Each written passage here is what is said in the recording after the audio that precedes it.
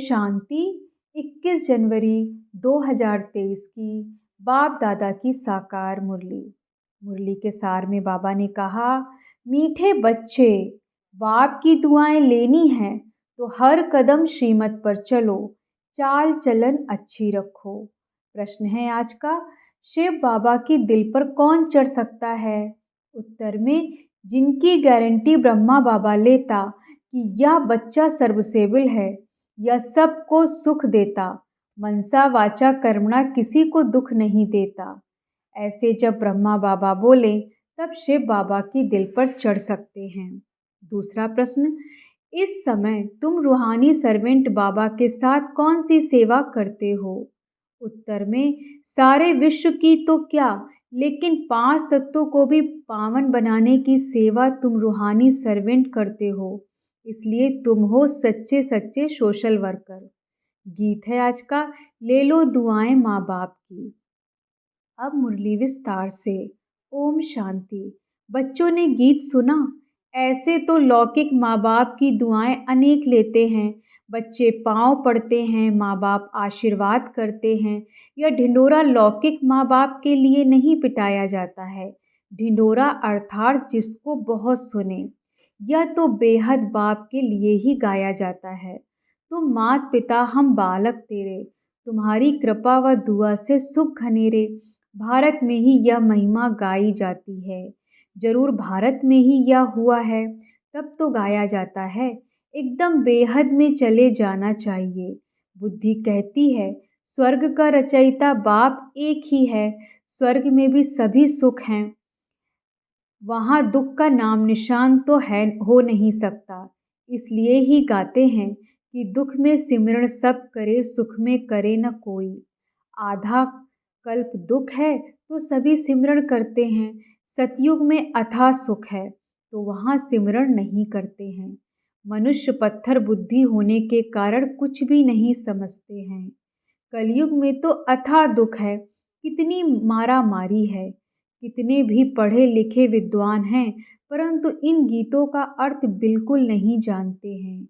गाते हैं तो माता पिता, परंतु समझते नहीं हैं कि कौन से माता पिता की बात महिमा है। यह तो बहुतों की बात है ना। ईश्वर की संतान तो सभी हैं, परंतु इस समय तो सभी दुखी हैं। सुख घनेरे तो किसको नहीं है। कृपा से तो सुख मिलना चाहिए, अकृपा से दुख होता है। बाप तो कृपालु गाया हुआ है, साधु संत को भी कृपालु कहते हैं। अब तुम बच्चे जानते हो भक्ति मार्ग में गाते हैं तुम मात पिता, यह बिल्कुल यथार्थ है। परंतु कोई बुद्धिमान होगा तो पूछेगा कि परमात्मा को तो गॉड फादर कहा जाता है, उनको फिर मदर कैसे कहते हैं? तो उनकी बुद्धि जगत अम्बा के तरफ जाएगी। जब जगत अम्बा की तरफ बुद्धि जाती है तो फिर जगत पिता के तरफ भी बुद्धि जानी चाहिए। अब ब्रह्मा सरस्वती यह कोई भगवान तो नहीं है, यह महिमा उनकी हो नहीं सकती। उनके आगे भी माता पिता कहना रॉन्ग है। मनुष्य गाते तो परम पिता परमात्मा के लिए हैं, परंतु जानते नहीं हैं कि वह मात पिता कैसे बनते। अब तुम बच्चों को कहा जाता है ले लो दुआएं माँ बाप की, अर्थात श्रीमत पर चलो। अपनी चाल चलन अच्छी हो तो अपने पर आपे ही दुआएं हो जाएंगी। अगर चाल चलन अच्छी नहीं होगी, किसको दुख देते रहेंगे, माता पिता को याद नहीं करेंगे, अर्थात दूसरों को याद नहीं कराएंगे, तो दुआएं मिल नहीं सकती। फिर कितना भी सुख भी पा नहीं सकते, बाप की दिल पर चढ़ नहीं सकेंगे। इस बाप की ब्रह्मा की दिल पर चढ़े तो गोया शिव बाबा की दिल पर चढ़े। यह गायन है ही उस मात पिता का। बुद्धि उस बेहद के मात पिता के तरफ चली जानी चाहिए। ब्रह्मा की तरफ भी कोई की बुद्धि नहीं जाती है, भल जगत अम्बा की तरफ कोई की जाती है, उनका भी मेला लगता है, परंतु एक्यूपेशन को तो कोई नहीं जानते। तुम जानते हो हमारी सच्ची सच्ची माता कायदे अनुसार यह ब्रह्मा है, यह भी समझना है। याद भी ऐसे करेंगे, यह माता भी है तो ब्रह्मा बाबा भी है। लिखते हैं शिव बाबा केयर ऑफ ब्रह्मा, तो माता भी हो जाती है, तो पिता भी हो जाता है। अब बच्चों को इस पिता की दिल पर चढ़ना है, क्योंकि इनमें ही शिव बाबा प्रवेश होते हैं। या जब गारंटी देते, हाँ बाबा यह बच्चा बहुत सर्विसेबल है, सभी को सुख देने वाला है, मनसा वाचा कर्मणा किसको दुख नहीं देता है, तभी शिव बाबा की दिल पर चढ़ सकता है। मनसा वाचा कर्मणा से जो करो जो बोलो उससे सबको सुख मिले। दुख किसको नहीं देना है। दुख देने का विचार पहले मनसा में आता है, फिर कर्मणा में आने से पाप बनता है। मनसा तूफान तो जरूर आएंगे, परंतु कर्मणा में कभी नहीं आओ। अगर कोई रंज नाराज होता है तो बाप से आकर पूछो, बाबा इस बात से हमारे से या नाराज रहते हैं, तो बाबा समझाएंगे। कोई भी बात पहले मनसा में आती है, वाचा भी कर्मणा ही हो गया। अगर बच्चों को माँ बाप की आशीर्वाद लेनी है तो श्रीमत पर चलना है। यह बड़ी गूढ़ बात है, जो एक को ही माता पिता कहते हैं। यह ब्रह्मा बाबा भी है तो बड़ी माँ भी है। अब यह बाबा किसको माँ कहे, यह माता ब्रह्मा अब किसको माँ कहे। इस माँ की भी कोई माँ हो नहीं सकती। जैसे शिव बाबा का बाप नहीं, ऐसे इन्हें कोई माँ नहीं। मुख्य बात बच्चों को यह समझाते हैं कि अगर मनसा वाचा कर्मणा किसको दुख देंगे तो दुख पाएंगे और पदभ्रष्ट हो पड़ेगा। सच्चे साहिब के आगे सच्चा रहना है, इसमें भी सच्चा रहना है।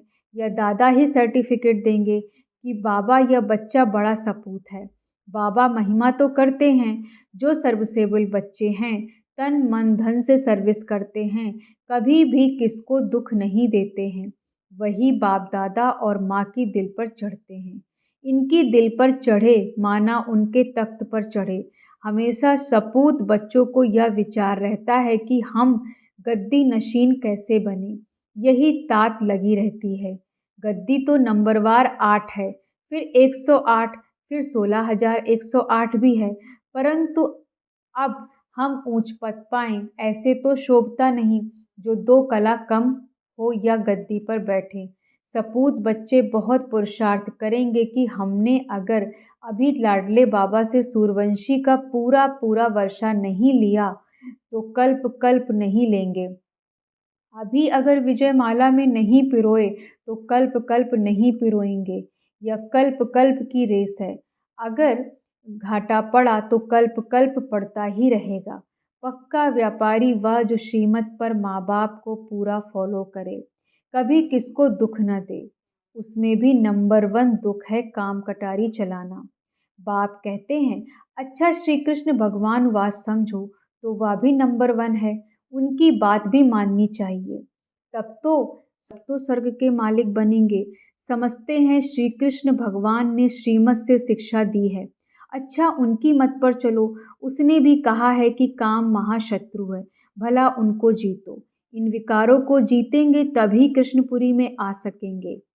अब श्री कृष्ण की तो बात नहीं, श्री कृष्ण तो बच्चा था, वह कैसे मत देंगे। जब वह बड़ा होकर गद्दी पर बैठेगा तब वह मत देगा। मत देने के लायक बनेंगे तब तो राज्य चलाएंगे ना। अब शिव बाबा तो कहते हैं मुझे निराकारी दुनिया में याद करो। श्री कृष्ण फिर कहेंगे कि मुझे स्वर्ग में याद करो। वह भी कहते हैं काम महाशत्रु है, इन पर जीत पहनो। वहाँ विष नहीं मिलेगा तो विष को छोड़ पवित्र बनो। यह तो श्री कृष्ण का। अच्छा समझो, मनुष्य ने मेरा नाम निकाल बच्चे का नाम डाल दिया है। वह भी तो सर्वगुण संपन्न है। वह भी कहते हैं गीता में लिखा हुआ है कि काम महाशत्रु है। उनको भी मानते थोड़े ही हैं, उन पर ही चलते थोड़े ही हैं। समझते हैं श्री कृष्ण खुद आएं तब हम उनकी मत पर चलेंगे, तब तक तो गोता ही खाते रहेंगे। सन्यासी आदि कह नहीं सकते कि मैं तुमको राजयोग सिखलाने आया हूँ, यह तो बाप ही समझाते हैं। और संगम की ही बात है, श्री कृष्ण है सतयुग में, उनको भी ऐसा लायक बनाने वाला कोई तो होगा ना। तो शिव बाबा खुद कहते हैं श्री कृष्ण और उनके सारे घराने को अब मैं स्वर्ग में जाने लायक बना रहा हूँ। बाबा कितनी मेहनत करते हैं कि बच्चे स्वर्ग में चल ऊंच पद पाएं। नहीं पढ़े लिखेंगे, आगे जाकर भरी उठाएंगे। बाप से तो पूरा वर्षा लेना है। अपने से पूछो, हम इतने सपूत हैं। सपूत भी नंबरवार होते हैं, उत्तम, मध्यम, कनिष्ठ। उत्तम तो कभी छिपे नहीं रहते, उनकी दिल में रहम आएगा। हम भारत की सेवा करें। सोशल वर्कर्स भी नंबरवार होते हैं, उत्तम, मध्यम, कनिष्ठ।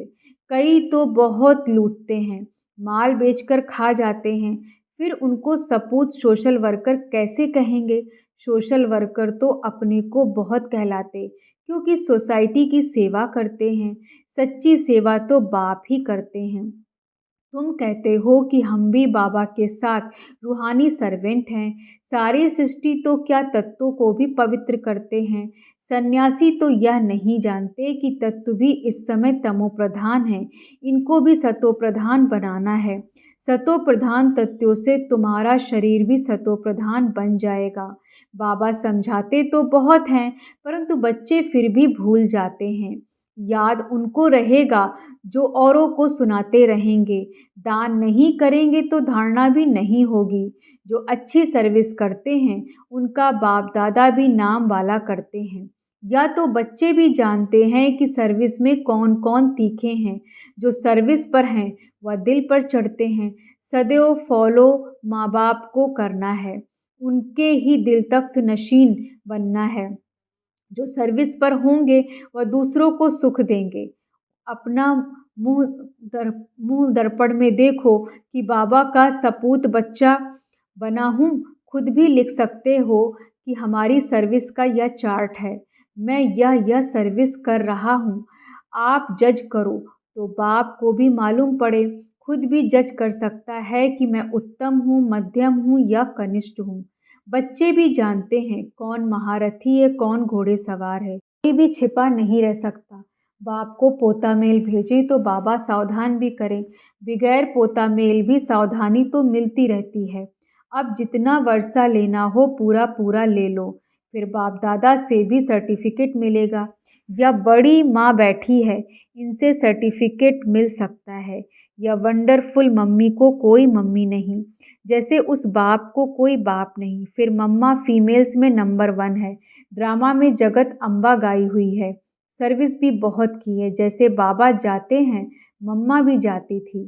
छोटे छोटे गांव में सर्विस करती थी, सब में तीखी गई।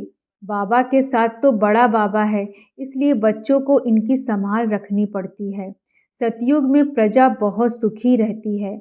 अपने महल, गायें, बैल आदि सब कुछ होते हैं। अच्छा, बच्चे खुश रहो, आबाद रहो, न बिसरो न याद रहो, क्योंकि याद तो शिव बाबा को करना है।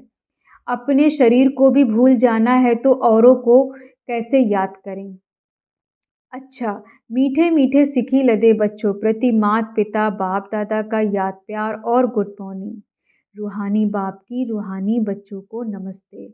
हम रूहानी बच्चों की रूहानी बाप दादा को गुड मॉर्निंग, नमस्ते, नमस्ते, नमस्ते। ना के लिए मुख्य सार, कोई को भी नाराज नहीं करना है। मनसा वाचा कर्मणा सबको सुख दे बाप की और परिवार की दुआएं लेनी है। दूसरी पॉइंट, सपूत बच्चा बन भारत की रूहानी सेवा करनी है। रहम दिल बन रूहानी सोशल वर्कर बनना है। तन मन धन से सेवा करनी है। सच्चे साहिब के साथ सच्चा रहना है।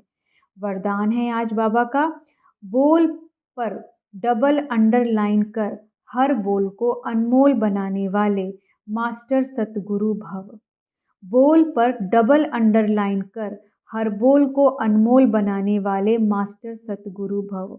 विस्तार से, आप बच्चों के बोल ऐसे हों जो सुनने वाले चातक हों कि यह कुछ बोलें और हम सुने। इसको कहा जाता है अनमोल महावाक्य। महावाक्य ज़्यादा नहीं होते, वह चाहे तब जब चाहे तब बोलता रहे। इसको महावाक्य नहीं कहेंगे। आप सतगुरु के बच्चे मास्टर सतगुरु हो, इसलिए आपका एक एक बोल महावाक्य हो। जिस समय जिस स्थान पर जो बोल आवश्यक हैं, युक्ति युक्त हैं, स्वयं और दूसरी आत्माओं के लाभदायक हैं, वही बोल बोलो। बोल पर डबल अंडरलाइन करो। स्लोगन, शुभ चिंतक मणि बन अपनी किरणों से विश्व को रोशन करते चलो। शुभ चिंतक मणि बन अपनी किरणों से विश्व को रोशन करते चलो।